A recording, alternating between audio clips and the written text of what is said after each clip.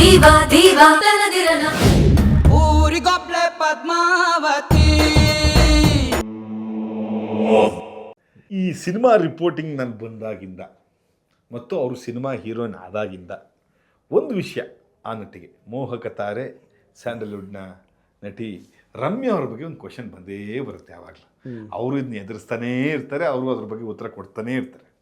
ರಮ್ಯಾ ಅವರಿಗೆ ಈ ವರ್ಷ ಮದುವೆ ಆಗೋ ಯೋಗ ಇದೆಯಾ?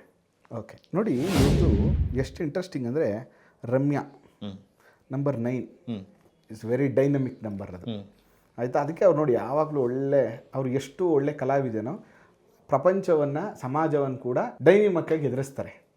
ನಂಬರ್ 9 1 ಯಾರಿಗೆ ಬರುತ್ತೋ ನೋಡಿ. ಈಗ ಎಕ್ಸಾಂಪಲ್ಲು ರಮ್ಯಾ 9 ಅವ್ರು ಮಾತಾಡೋ ಶೈಲ್ ನೋಡಿ, ನೀವು ಸ್ವಲ್ಪ ಅಗ್ರೆಷನ್ನೇ ಇರುತ್ತೆ, ಗುಂಡೊಡ್ದಂಗೆ ಇರುತ್ತೆ. ಅದೇ ರಿಷಬ್ ಶೆಟ್ಟಿ ಅವ್ರನ್ನ ಮಾತಾಡಿಸಿ ನೀವು, ನಂಬರ್ 5 ತುಂಬ ನೀಟಾಗಿ ಅದನ್ನು ಹೆಂಗೆ ಹ್ಯಾಂಡ್ಲ್ ಮಾಡಬೇಕು, ತುಂಬ ಸಾಫ್ಟಾಗಿ ಅದನ್ನು ಮಾತಾಡಿ ಮುಗಿಸ್ತಾರೆ.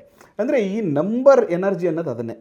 ಆದರೆ ಇಲ್ಲಿ ಏನಾಗ್ತಾ ಇದೆ, ಇವ್ರದ್ದು 29ನೇ ತಾರೀಕು ಕೊಟ್ಟಿರೋದು number 2. It's A very emotional ಇರ್ತಾರೆ ಅವರು. ಆದರೆ ಇವ್ರಿಗೆ ಡೆಸ್ಟಿನಿ ನಂಬರ್ ಇದೆಯಲ್ಲ 6. ಈ 2 ಮತ್ತು 6 ಯಾವಾಗಲೂ ಕೂಡ ಎನಿಮಿ ನಂಬರ್ಸ್ ಇದು. 2ಗೆ 6 ಬಂದವರೆಲ್ಲ ಡಿಲೇ ಮ್ಯಾರೇಜು.